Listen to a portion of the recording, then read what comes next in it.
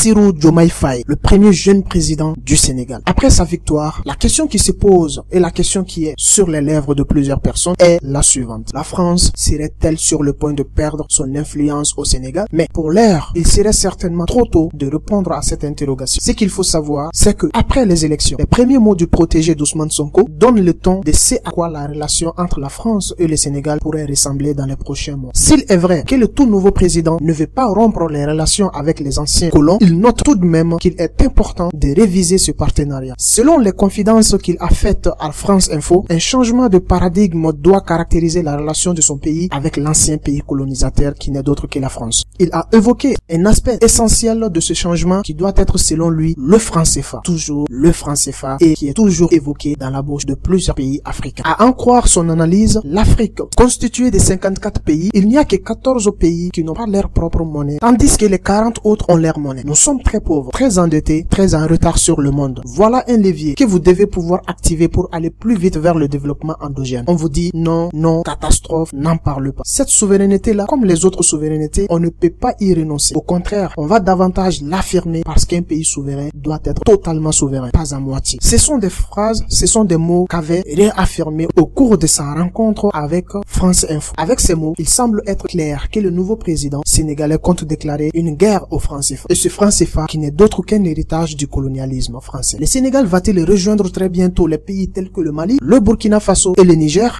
C'est la question également qui se pose. Les trois pays qui entretiennent des relations assez conflictuelles depuis plusieurs années avec la France. Les prochains jours, les prochaines semaines ou bien même les prochains mois permettront d'avoir une réponse claire à cette question. Ces différents pays dont je viens de citer, à savoir le Mali, le Burkina Faso ainsi que le Niger, ces pays ont décidé de rompre avec l'ancien colon suite à différentes situations qui ont été évoquées par les dirigeants de ces pays. Ils ont tous dénoncé des accords de coopération militaire et bien évidemment beaucoup d'autres situations ainsi que beaucoup d'autres facteurs de cette relation conflictuelle. D'où bien entendu les relations tendues avec la France. Récemment, le Mali, le Niger ainsi que le Burkina Faso ont décidé de quitter la CEDEAO pour créer l'Alliance des États du Sahel appelée AES. Ces trois pays estiment entre autres que l'organisation sous-régionale, c'est-à-dire la CEDEAO, est sous l'emprise des puissances étrangères. Pour le moment, le Sénégal est encore dans l'euphorie de la victoire, on peut dire, dans l'euphorie de la victoire d'un jeune qui a quitté la prison pour se retrouver directement à la présidence. Nombreux sont ces observateurs qui pensent que le protégé d'Ousmane Sonko sera bientôt face aux réalités du pouvoir parce qu'il doit bosser, parce qu'il doit faire ses preuves. Dans quelques années, le nouvel homme fort du Sénégal sera jugé sur les actions qu'il aura menées. Notons également que la France occupe une place stratégique sur la liste des partenaires du Sénégal, car vous n'êtes pas sans savoir que ce pays de l'Afrique de l'Ouest est le troisième partenaire commercial de la France en Afrique. Les entreprises françaises représentent un quart du PIB et des recettes fiscales du Sénégal. Qu'en pensez-vous de cette information? Mettez-les en commentaire dans le plus grand respect.